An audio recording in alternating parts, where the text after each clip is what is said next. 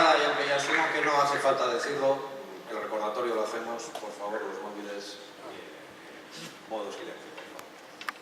Buenas tardes ante todo, bienvenidos a nuestro 7º concurso de bandas sonoras Toca otra vez Sam.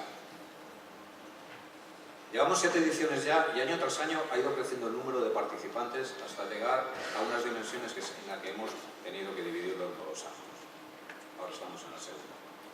Pero en este concurso comenzó en el 2011, siendo un concurso de composición de bandas sonoras para cortos.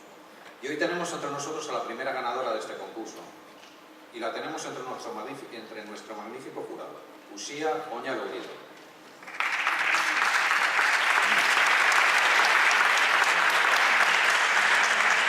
Ganando ese mismo año el 3er puesto de esta composición musical de la ciudad de Ferrol. Es etnomusicóloga, musicóloga y, sí, por si aún no le llega, está estudiando producción musical. También tenemos entre nuestro jurado a Marían Salori Fernández, pianista, maestra con especialidad de música y una mujer implicadísima con los niños de todos los centros por los que ha pasado, creando grupos tanto de música como coral y dejando huella por donde ha pasado. Iván Fernández Cova, exalumno del Conservatorio de Ferrol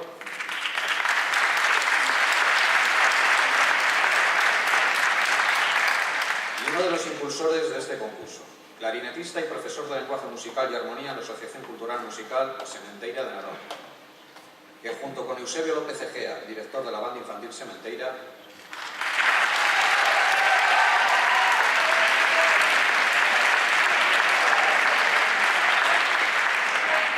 son 2 ejemplos a seguir para muchos niños de los que hoy van a estar aquí, interpretando bandas sonoras. Eusebio también dirige la banda do Garaxe, una banda divertida a la vez que profesor.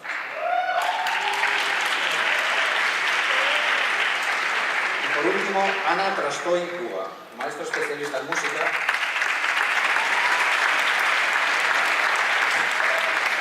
pianista, clarinetista, licenciada en Historia y Ciencias de la Música y también forma parte del coro Concerto Tempo de Ferrol.